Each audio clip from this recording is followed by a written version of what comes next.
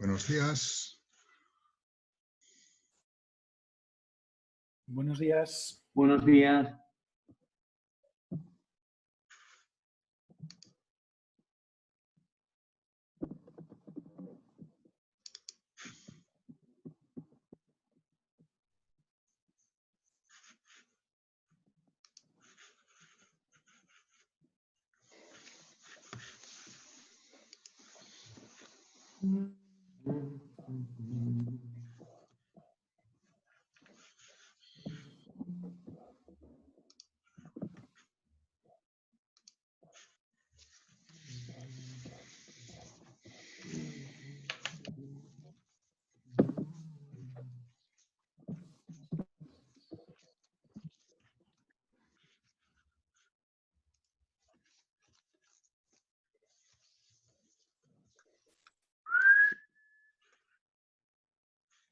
A ver.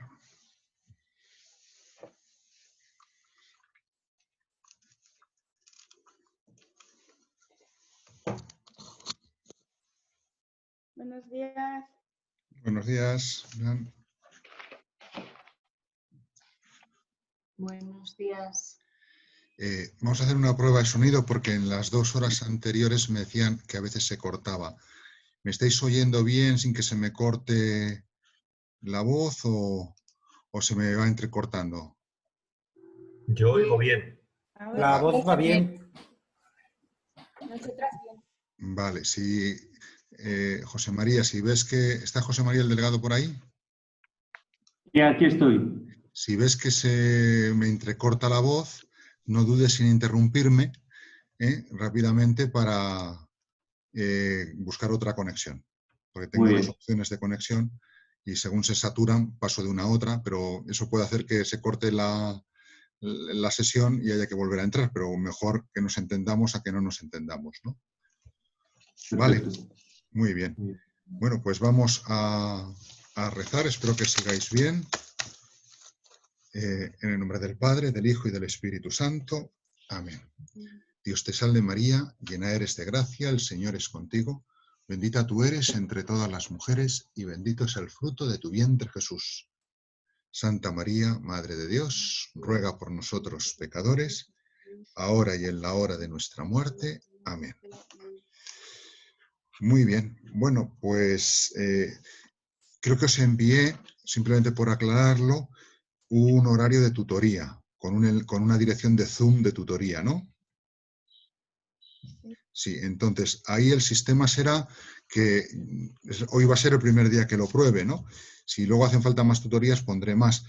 Pero uno llega y yo le admito. Cuando he acabado con uno, admito al siguiente. O sea, si tú te pones ahí en la lista de espera, tendrás que esperar hasta que yo te vaya admitiendo según vaya despejando los que estén antes que ti. O sea, como si fuese un despacho, ¿no? Que no admito como en una clase a todos a la vez, porque además puede haber de diferentes asignaturas, ¿no? Y será en ese enlace por lo cual os juntaréis de diferentes cursos y materias. Muy bien, pues hoy lo que vamos a intentar hacer es ver en la primera hora acabar los sociólogos en la historia con Talcott Parsons y analizando el caso de su lectura, que yo creo que es interesante, de la evolución de la familia y por qué ha evolucionado la familia, que da una clave de interpretación, aunque lógicamente no es la única de lo que está pasando en la familia y tiene cosas discutibles, ¿no? Pero bueno, da que pensar, que eso siempre es interesante. Y luego veremos un poquito Bauman y la segunda hora la dedicaremos ya al fundamento antropológico, donde me fundamentaré en alguna idea que ya hemos visto en antropología, más las ideas de Zubiri y un poquito una idea de un pensador canadiense que también fue político activo, que es Charles Taylor, ¿no?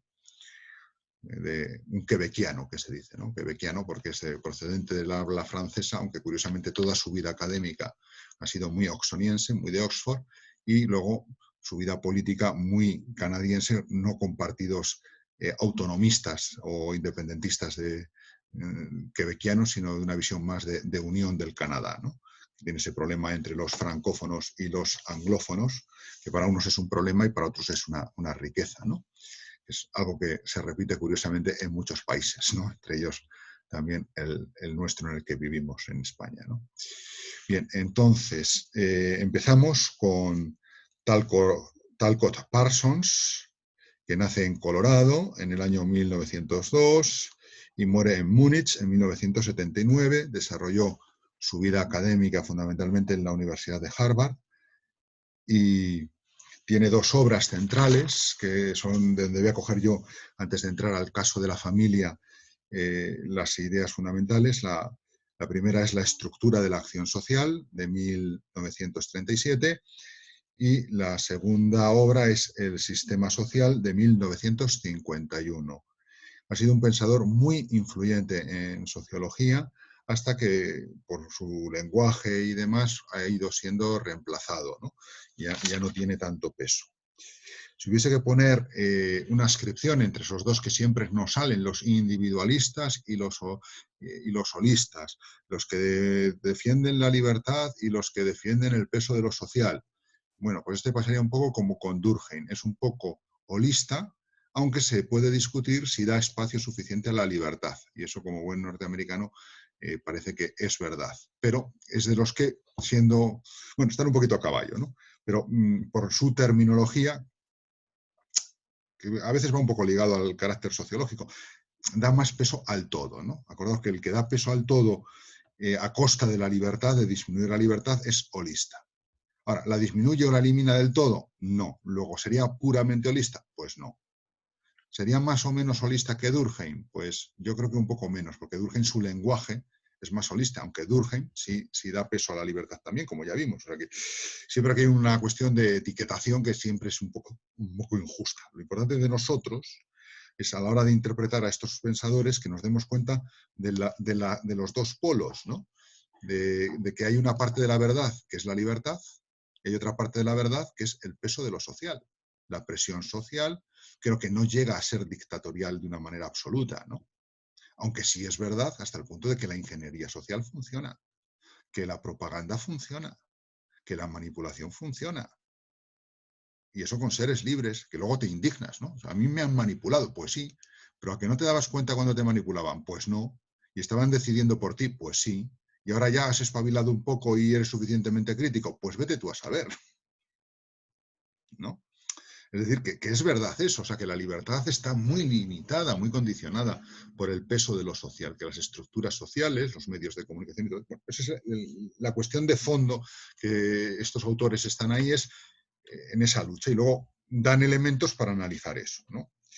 Entonces, sería holista, sí, porque la teoría de la acción social le caracteriza como un sociólogo estructural funcionalista, ¿no? En que lo social es más importante que lo individual o sociológico. Fijaos que en estos sociólogos lo individual, la libertad, tiene más que ver con los defensores de la psicología, ¿no?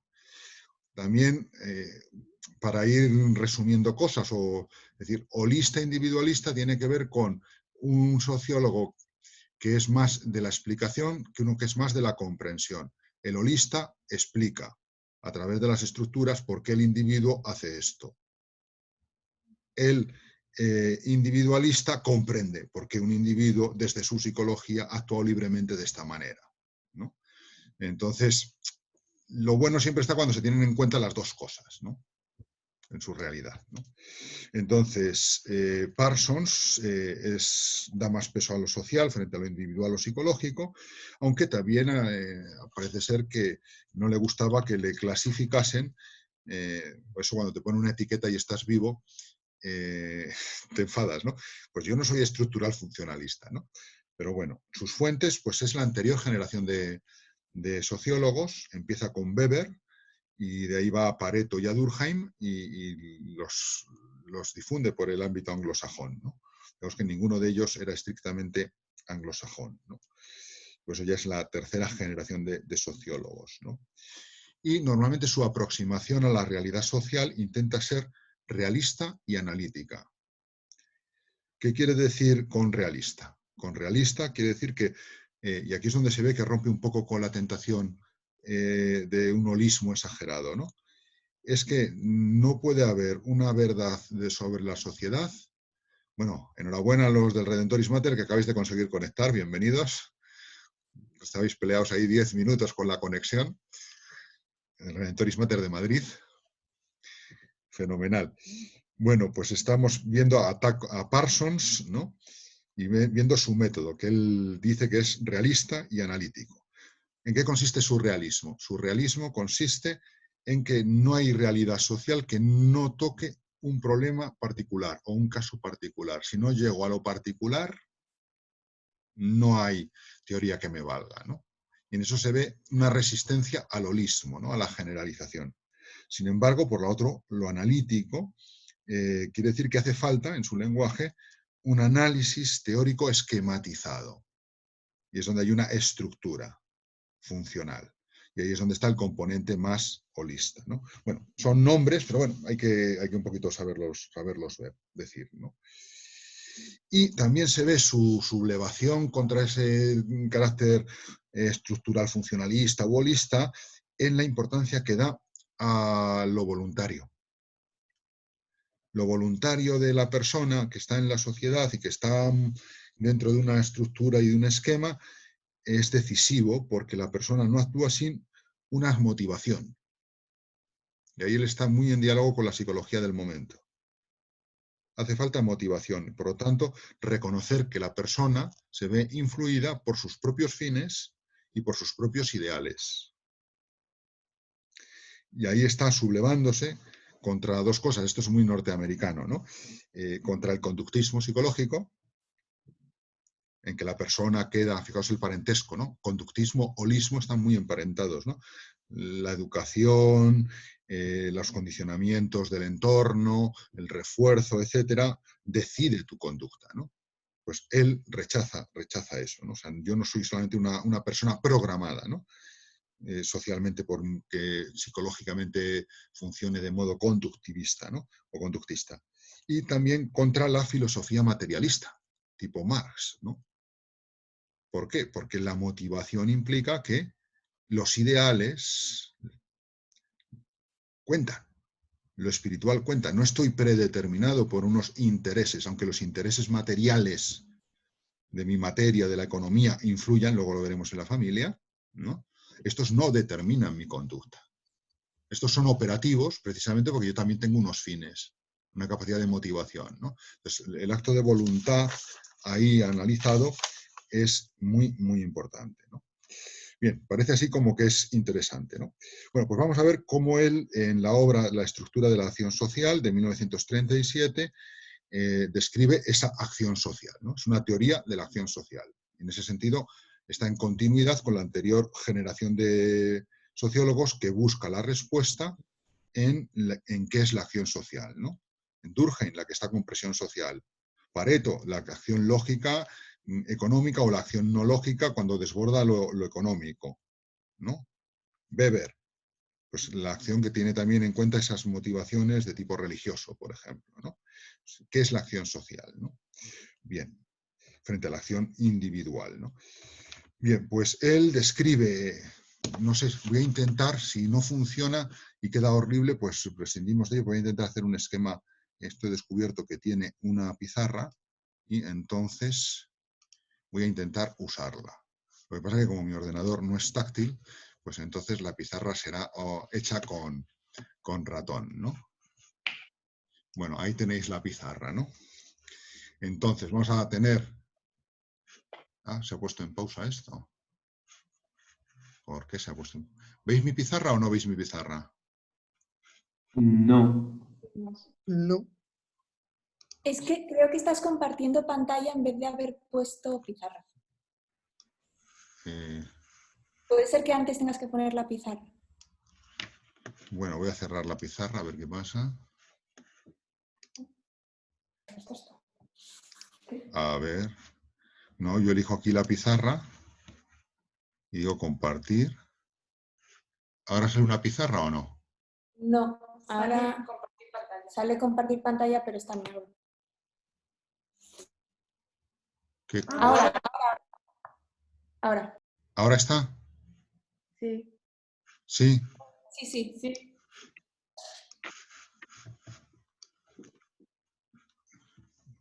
Ahora no, ¿verdad? ¿Está la pizarra o no está la pizarra? Sí, sí está. Está la pizarra, sí. Pero no me deja pintar en ella. Si la veis, no puedo pintar. Y si no la veis, puedo pintar. O sea, yo la veo siempre, pero esto es muy divertido. Voy a hacer un último intento y si no, sin pizarra. A ver.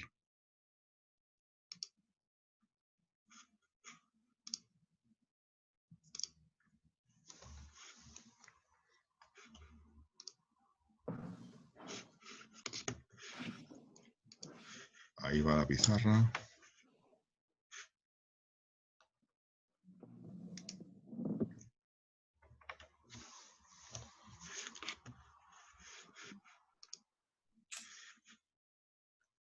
¿Se ve la pizarra ahora? No. Ahora sí, ahora sí. Sí. Vale, pero no puedo pintar en ella.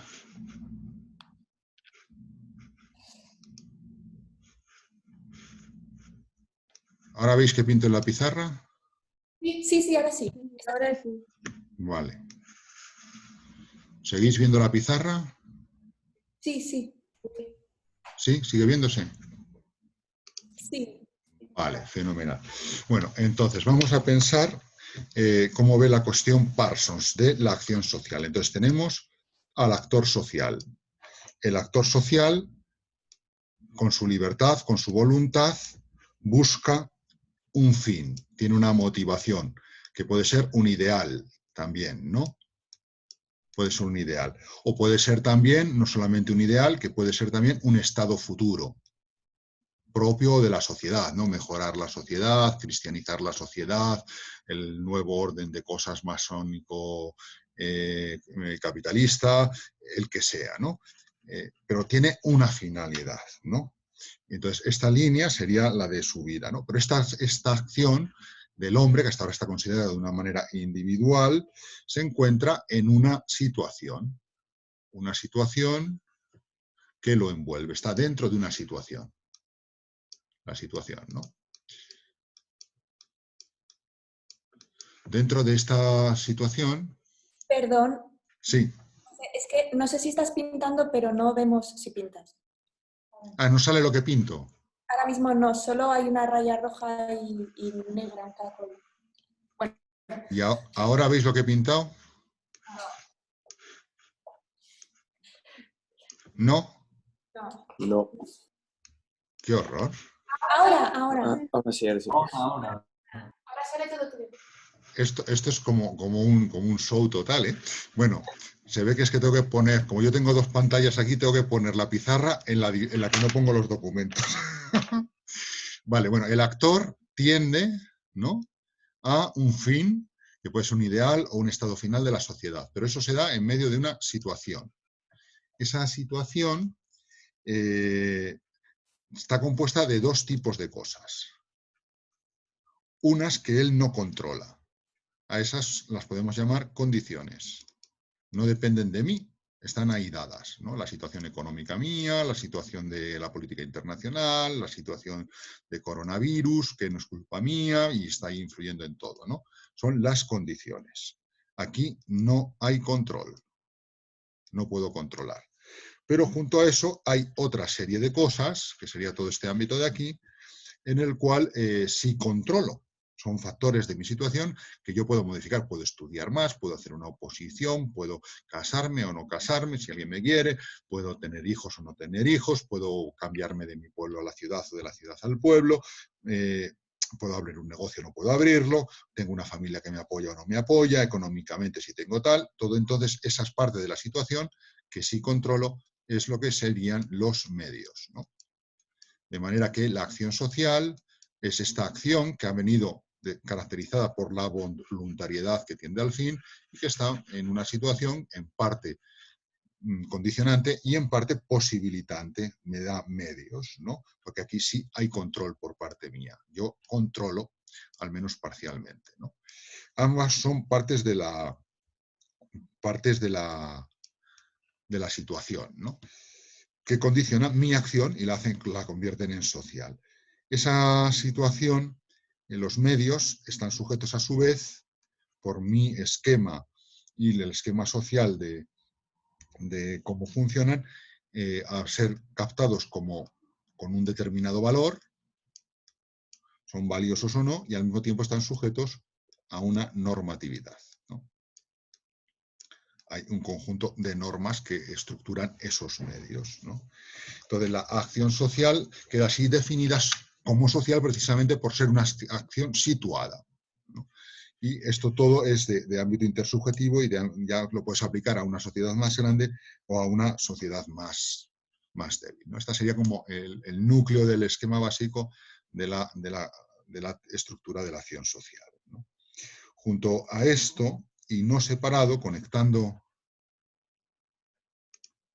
Ah, mira, puedo hacer más pizarritas sin borrar la anterior, ¿no? O sea, sin separar esto, la acción social conecta con el sistema social, ¿no? Esta es la acción social, que es la del individuo situado. Esta se pone en relación con el sistema social. El sistema social. Esta es la obra que él publica en 1951. En esta obra, él toma elementos de diferentes campos, ¿no? Toma la acción social de Weber frente a Marx, ¿no? Para ver la prioridad de las ideas.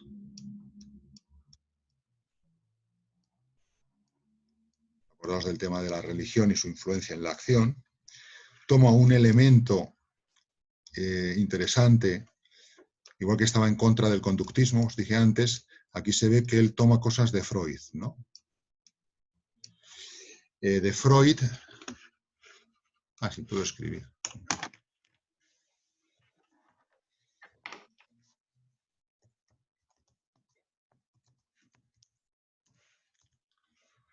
Toma cosas de Freud, entre ellos, sobre todo de la obra del malestar de la cultura, en la aplicación del superego, ¿no?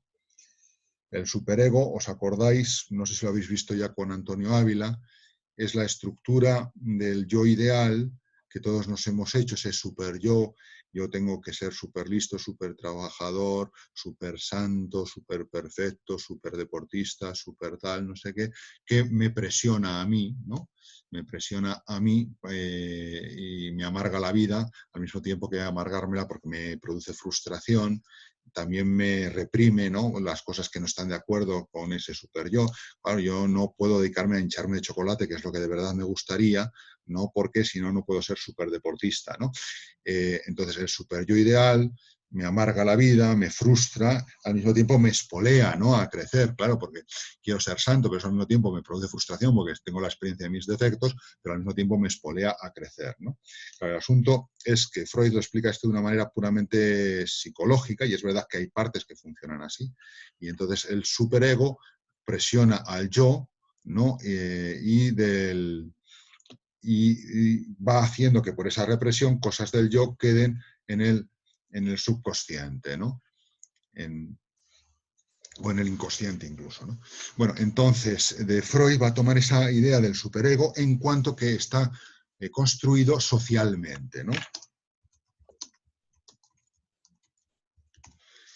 El superego social, ¿no? De manera que sería el mecanismo, el equivalente a lo que para Durkheim es la presión social, ¿no? Lo que pasa es que eso le pasa al individuo. Como el superego, la imagen del yo que tienes que hacer está configurada socialmente, es la forma en que la sociedad con sus estructuras va a influir en tu libertad y en tus decisiones libres, ¿no? Yo creo, vamos, no hace falta poner muchos ejemplos, ¿no? Ahora en el coronavirus, ¿no? Si no obedeces no eres un buen ciudadano, ¿no? Tienes que obedecer, ¿no? Y eso te está diciendo, oye, pues yo aunque estoy fastidiado no salgo de casa, ¿no? Bueno, luego funciona o no funciona, ¿no? Pero la presión social hace que tú te hagas, yo soy un buen ciudadano, el buen ciudadano tiene este rasgo y eso me está diciendo ahora por todos los medios de comunicación, ¿no? Y eso hace que yo actúe de esa manera, ¿no? Y luego tiene otro elemento, otra fuente, que es no solo Vale, ahora ya no puedo hacer esto. Pues, un tercer elemento que vendría de la biología, que es de la teoría general de sistemas de biología, que lo desarrolla Bertalanffy, que bueno, lo que viene a afirmar es cómo el sistema estructurado, el sistema general, influye sobre el individuo. Entonces, estos tres elementos son las raíces de su teoría del sistema social, ¿no? Entonces, él va a funcionar con la idea de sistema, que es un conjunto de interrelaciones. Como veis, es un término prácticamente puramente descriptivo, ¿no? Junto al sistema, este sistema está jerarquizado, tiene una jerarquía. En cierta medida también es como un aparato, en el sentido de que todas las partes son necesarias, el sistema. Y este sistema tiende al equilibrio. Fijaos que el componente es como muy biológico, ¿no? Es la homeostasis del viviente, ¿no? Cuando se desajusta, tienes hambre, pues te vas, cazas un conejo, te lo cocinas, te lo comes y vuelves a sentirte equilibrado, ¿no? Cuando tienes frío, produce un sistema hasta que te pones unas mantitas y entonces te quedas tan a gusto, ¿no? Cuando tienes una frustración, descargas tu rabia frente a tu hijo, de manera que quedas por encima de él y te sientes como más importante, ¿no? O sea, tiendes a un equilibrio, ¿no? De alguna manera. Y esto explicaría un poquito cómo funciona el sistema social en base a esto. Bueno, estas serían como las nociones más fundamentales o más básicas de Parsons, ¿no?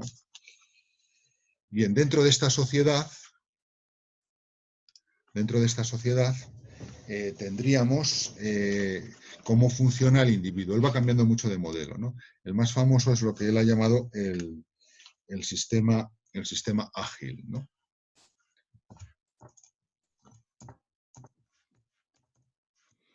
El sistema ágil, que en castellano queda muy bien, ¿no? Bien, el sistema ágil se fundamenta en el papel del individuo dentro del sistema. El individuo tiene un estatus. Ese estatus, dentro de la sociedad, su prestigio, su profesión, su herencia, su posición económica, lo que sea, su clase social, ese estatus le lleva a desempeñar un rol, que es una de las nociones claves de sociología, es el papel. El individuo tiene un papel, aunque puede también entender diferentes roles. Pero bueno, en este caso sería un rol fundamental. Ese rol es el papel que tiene la persona en la sociedad. Bien, pues el individuo, para cumplir ese papel en la sociedad, conforme a lo que hemos visto antes de un sistema con interrelaciones jerarquizado y que busca el equilibrio, lo que va a hacer el individuo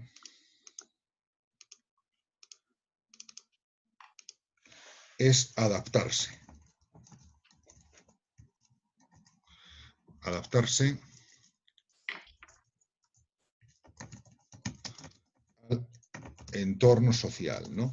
Es lo que él denomina sistema orgánico.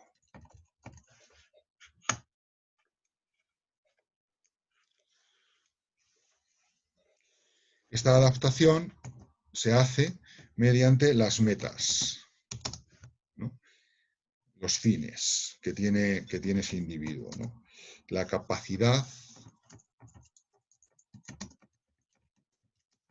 de alcanzarlas. Es lo que él llama el sistema de personalidad, tus metas, ¿no? Que te definen como agente dentro de esa sociedad, ¿no?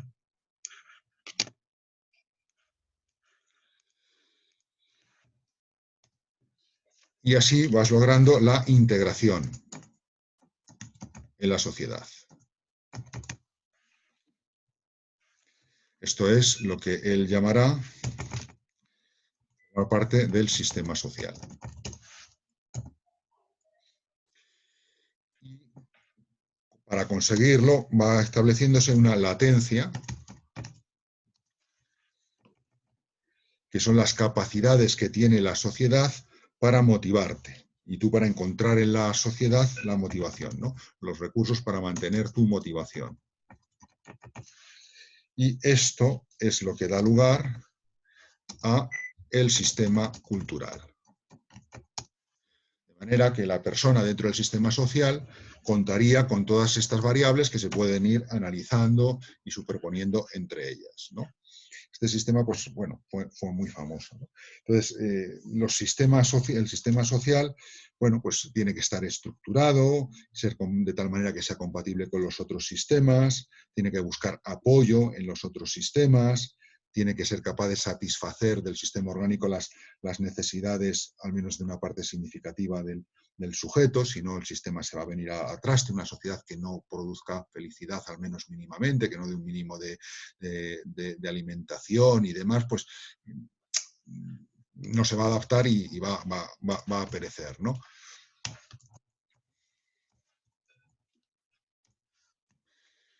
Bien, pues más cosas que hay aquí, pues el sistema para poder integrar tiene que dar participación suficiente al ciudadano, un sistema que sea muy dictatorial o que lleve a un apasotismo de participación y la gente no se haya motivada para votar y al final la vida política quede al margen, pues es un sistema que va a caer, ¿no? O sea, la participación es otro tema importante, ¿no? Y luego el sistema tiene que tener una capacidad de control, ¿no? De control frente a las amenazas potenciales de desintegración, ¿no?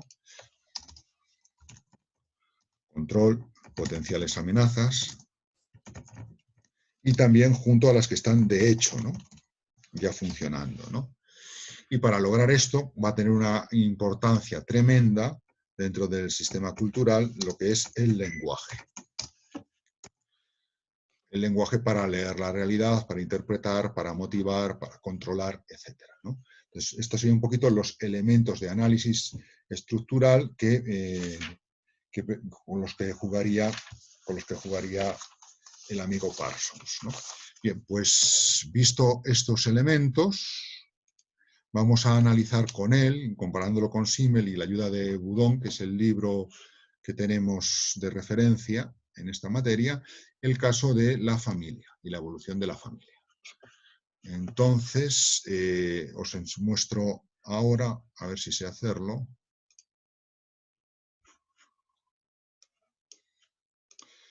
El texto de... A ver. Sí, tengo que dejar de compartir pizarra para compartir pantalla.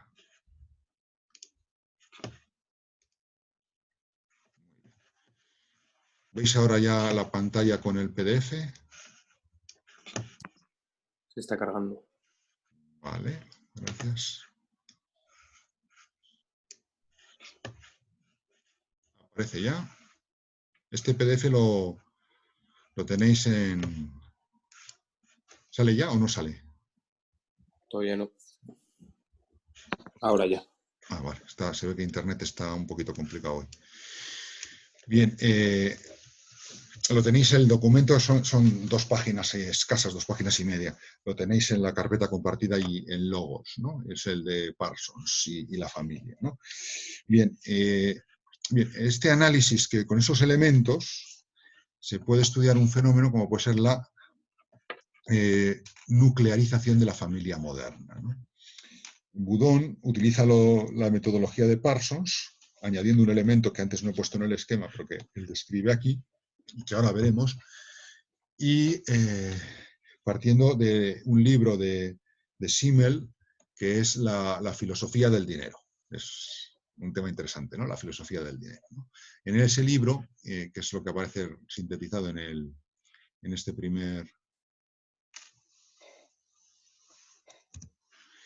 primer cuadro. A ver, he hecho una raya que no quería hacer.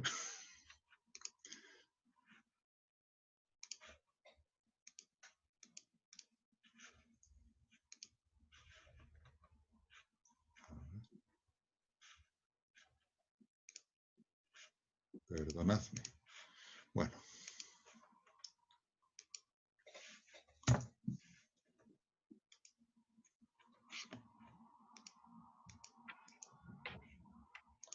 Vale. por fin, ¿no? Lo que mira Simmel es el hecho de la sustitución de la moneda por la economía, cuando la moneda sustituye la economía de trueque, de intercambio de cosas, ¿no? El trueque es: yo llevo tomates, tú traes gallinas y huevos, te cambio tomates por huevos, ¿no? Y así sucesivamente, ¿no? Porque la palabra trueque, los castellanoparlantes la conocemos bien, ¿no? Yo te doy apuntes de sociología, tú me das los apuntes de fenomenología, ¿no? Y tal, trueque, ¿no? No hay dinero por medio, ¿no?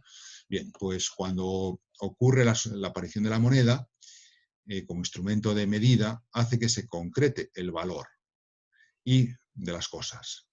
Y así también aumenta su divisibilidad y la facilidad con que puede ser acumulada y transferida, lo cual mueve a los individuos a colocar las relaciones que mantiene con otros, y esto es lo nuevo, bajo el campo del signo de cálculo racional, ¿no? Ya no es una relación tan personal, persona a persona, como puede haber en un mundo agrario, ¿no? Oye, Juanita, ¿qué tal las gallinas? Mira, qué huevos más hermosos tengo, tal. Ah, pues mira, qué pepinos acabo de coger yo del huerto, tal, no sé qué. Es todo mucho más personal, ¿no? Aquí al final, ni Juanita ni Pepita hace falta que se vean, ¿no? Porque todo ha quedado valorizado en forma de dinero y se intercambia mediante un cálculo racional. Pues ¿me compensa o no me compensa vender los pimientos que Juanita quiere? O tal, ¿no? El carácter cuantitativo del dinero produce como efecto la despersonalización, ¿no? Produce. Aquí podríamos discutir y cada uno puede tener su opinión. Claro, un mundo sin dinero ¿sería viable? ¿No sería viable? Yo no sé economía, pero economos dicen que hay un misterio que es el misterio de un poco de la inflación. ¿Por qué el dinero cambia de valor? O sea, un huevo siempre es un huevo, sin embargo, lo que vale un huevo no siempre es lo mismo. Y no es lo mismo lo que tú puedes comprar con tu dinero en Perú, en Zimbabue, en China, en España o en Groenlandia, ¿no? ¿Por qué? ¿Por qué, no? ¿Es eso algo artificial que es una ley económica misteriosa? ¿Es algo voluntariamente programado así? ¿A qué obedece, no?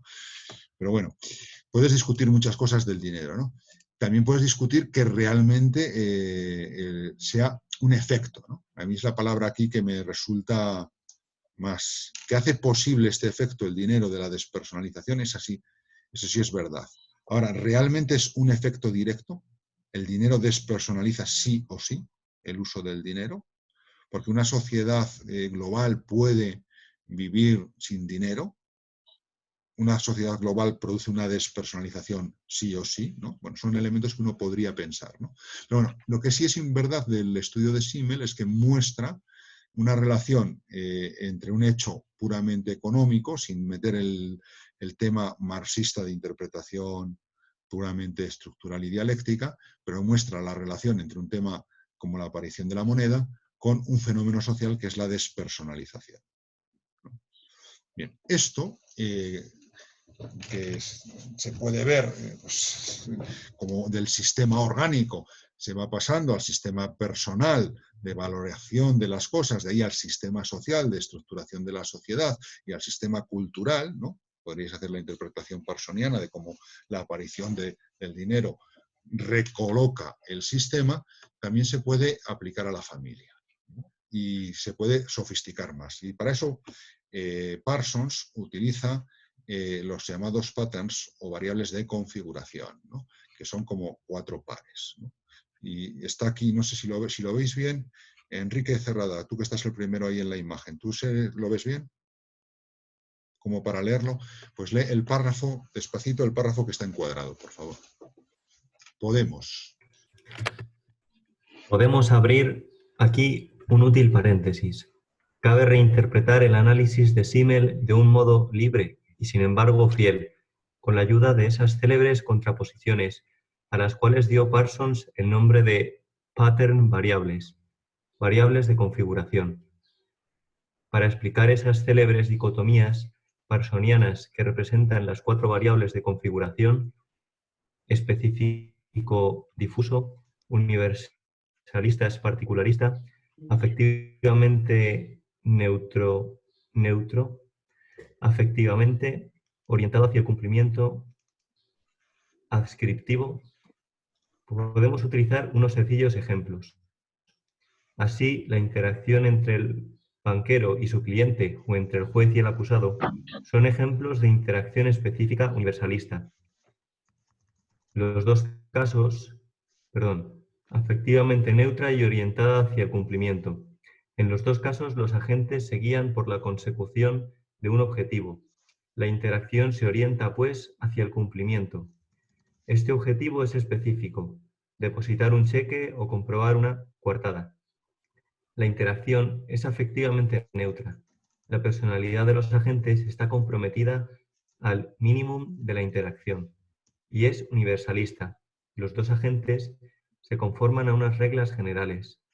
Por contraste, la interacción entre el padre y el hijo no está orientada hacia el cumplimiento. No apunta exclusivamente a la realización de unos fines. No es afectivamente neutra. Cubre actividades y situaciones diversas y por consiguiente es difusa. Y por fin, solo muy débilmente obedece a un código general y es por tanto particularista. Vale. Entonces veis cómo son los 4 pares de contrapuestos, ¿no? Estoy intentando visualizarlos aquí, que sirven para señalar dos tipos en el fondo de... A ver si se deja. No. Específico difuso, que si la acción es muy general o está específicamente centrada en algo. Universalista particularista, según el tipo de interés que haya. Luego, si está el afecto implicado o no, si es neutral o no afectivamente, y si está orientada de una manera hacia la eficiencia, hacia el cumplimiento, o simplemente a una mera ascripción, ¿no? Entonces, la acción padre-hijo, la interacción padre-hijo, esa acción social, no está orientada hacia el cumplimiento, sino que es ascriptiva, no busca simplemente realizar unos fines, no es utilitarista, es mucho más amplia, no es yo tengo un objetivo con mi hijo y ya está, ¿no? Es no neutra, afectivamente, ¿no? Y es difusa, ¿no? Porque cubre actividades de todo tipo, no solamente pues, para hacer un contrato, para hacer un veredicto o declararme inocente o no. Y a su vez es una acción que es particular. El trato del padre con el hijo no es el trato del padre con los hijos según un modelo universal, sino con este hijo en concreto, ¿no? O sea, sería el tipo claro de difuso particularista, no neutro y ascriptivo. Frente al otro tipo de acción, banquero-cliente o juez-acusado, que es neutra afectivamente, si no tienes que inhibirte, está orientada al cumplimiento, a hacer la sentencia, a hacer el contrato, se rige por unos valores universales sin tener en cuenta la particularidad de una manera excesiva, ¿no? Y está centrada en un solo campo, la relación entre el abogado y entre el cliente y el banquero es una relación exclusivamente para eso, y luego no es como la mujer o el esposo, ¿no? Y ya está, o sea, son las 4 variantes que están ahí, ¿no? Entonces, lo que en Filosofía des Geldes hacía Simmel, se ve como los intercambios económicos, lo vemos en el párrafo siguiente, con la aparición de la moneda, ha tenido por efecto, de una parte, cristalizar estas distinciones. Ahora hay muchas más distinciones. Antes las acciones eran más mezcladas, ¿no? O sea, la relación entre Juanita y Pepita no eran exactamente ni las de padre-hijo, ni exactamente las de banquero cliente o juez acusado, ¿no? Sino que eran una mezcla, ¿no? Juanita y Pepita es lo de los pimientos y los huevos del corral es algo muy específico. Pues no, está en un ámbito muy difuso. No llega a ser tan difuso como el del padre-hijo, ¿no? Pero no están tan seccionadas las acciones, ¿no? O la acción entre ellos es muy particular, y como padre-hijo, o es tan universal que es como con un código de toda la nación la que rige la relación entre Juanita y Pepita en el pueblo. Pues no. O sea, el ámbito de las acciones, según ha crecido la economía, se ha polarizado, ¿no? Y hay una dicotomía. El mismo sujeto tiene unas acciones que se rigen mucho por el patrón específico universalista, neutro afectivamente y orientado al cumplimiento, y otra serie de acciones que son más adscriptivas, difusas, particularistas y no neutras, como la del padre e hijo, con el riesgo de que el modelo de una de las acciones invada el otro, ¿no? El militar, por ejemplo, que tiene unas acciones por su profesión militar y su vocación militar, que al final tiende sin querer a tratar a su hijo como a sus hijos y a educarlos como si estuviesen en el cuartel y fuesen los subordinados, ¿no? Por ejemplo, ¿no? Es decir, bueno, es un caso muy exagerado y muy típico, pero puede pasar un poco lo mismo en otros campos, ¿no? Es decir, bueno, pues no, yo confundo las relaciones que yo tengo que tener con mis compañeros de parroquia, con mis compañeros de sandamas o profesores, como si fuese una relación fraterno familiar, ¿no? Y decir, mira, no. Pero tampoco puedo ver las relaciones que yo tengo con sandamas o desde una perspectiva empresarial de una universidad pública, tampoco, ¿no?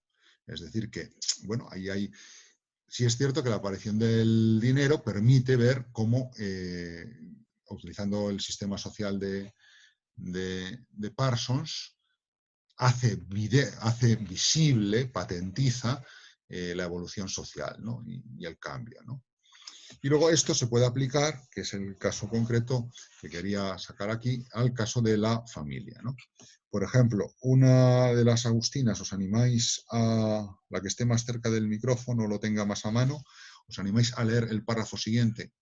Desde quizá, aquí, quizá el más célebre es el de la nuclearización de la familia moderna.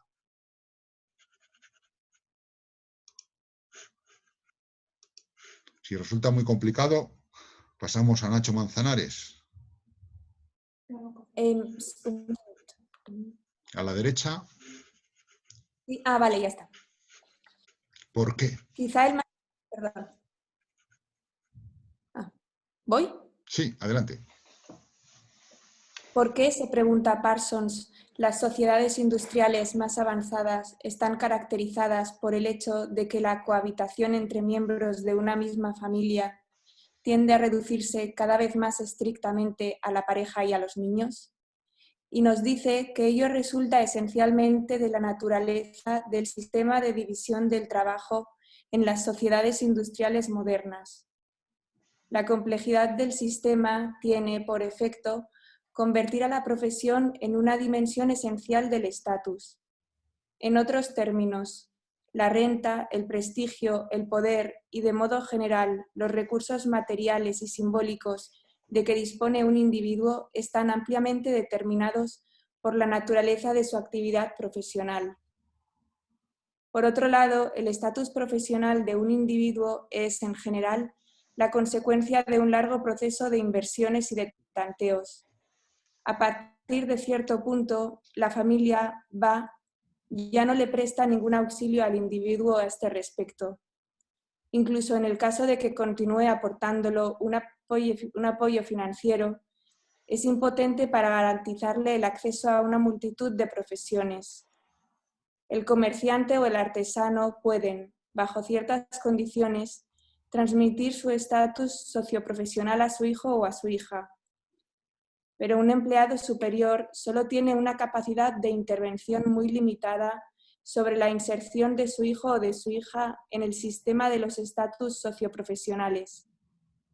Comparadas con las sociedades tradicionales, las sociedades industriales se caracterizan, pues, por una debilitación de la capacidad media de la familia para controlar el proceso de la inserción de los individuos en el sistema socioprofesional, lo cual produce el efecto de provocar una distanciación. Y una automatización del individuo con relación a la familia, ¿vale? Bueno, pues el análisis de Parsons tiene una gran parte de verdad, ¿no? Está jugando con los elementos de análisis para mostrar por qué se produce un cambio social, ¿no? Y permite comprender y explicar ambas cosas y jugar al mismo tiempo con la libertad y la influencia de lo social, ¿no? Está utilizando sus conceptos analíticos para dar esa estructura que permite explicar y comprender, ¿no? Y bueno, vosotros lo podéis comparar, ¿no? Si veis cuántas veces el pertenecer al ejército iba influenciado, por ejemplo, por una vocación familiar y la influencia del padre, y cuántos generales eran hijos de generales que a su vez eran hijos de generales, ¿no? Pero en la medida en que ha ido profesionalizándose el ejército, también esa capacidad de influir ha disminuido un poco. O lo mismo en el carácter de catedráticos. En la medida en que una universidad se convierte en un gueto en el cual hay, ¿cómo se llama esto? El nepotismo, de que yo enchufo a mi hijo para que se meta de profesor asociado en la cátedra y entonces al final el catedrático de química orgánica durante 100 años era González González, ¿no? Porque eran todos hijos de, hijos de, hijos de. Y no es que fuesen especialmente brillantes, a lo mejor sí, pero el asunto es que eran tan, ¿no? Que esto, no me viene ahora la palabra, hay una palabra, endogamia, ¿no? Para las endogamias que se producen. Lo mismo puede pasar en política, lo mismo puede pasar en otras cosas, ¿no? Hay ciertos ámbitos, por ejemplo, en España uno muy llamativo hasta hace relativamente poco, y tiene todavía muchos follones, era el del taxi, ¿no? El sector del taxi era todavía casi un gremio, ¿no? Que conservaba muchos rasgos de lo que es una economía previa, ¿no? El zapatero enseña a la profesión al zapatero y así sucesivamente, ¿no? El hecho es que hay un vínculo que se explica ahí, que repercute un hecho económico, que es la división del trabajo, ya no la aparición del dinero, del fenómeno industrial, la división del trabajo, que produce una debilitación de la familia en sentido amplio, ¿no? Y esta debilitación de la familia se caracteriza porque esta ya no es tíos, primos segundos, etcétera, sino ya no es el clan familiar, o la familia en sentido clan, sino el núcleo más estricto, ¿no? No es que se dejen, no hay una valoración, esto es bueno, esto es malo, esto es no, simplemente es una descripción, y eso acierta, ¿no? O sea, es verdad que cada vez los vínculos con los primos segundos y demás se pierden, y la sociedad, tal y como está montada, favorece esto, y aquí te da un elemento explicativo, comprensivo para ello. Ahora, tú puedes decir, bueno, a pesar de eso hay otras estructuras sociales, aparte de la división del trabajo, que pueden influir en la nuclearización de la familia. Sí. Carácter éticos, valorativos, religiosos, claro, no es el único factor. Puede haber otros elementos que hagan de contraoferta. Una sociedad en que por religión se valore mucho más los nexos familiares puede compensar lo que la estructura económica está, ¿vale? No te está diciendo, esto tiene que pasar así, de un modo, ¿esto lo he hecho yo o lo habéis hecho vosotros, esta raya amarilla? Es uno de vosotros que ha tomado control de la pantalla. Como le pille, vamos a ver quién es. Ah, se ha escondido. Bien. Bueno, es decir, da unos caracteres, ¿no? Y luego cada uno, pues, puede añadir o completar. Lo importante de Parsons es su intento, que es útil, permite comprender y al mismo tiempo te da elementos para valorar o programar el futuro, ¿no?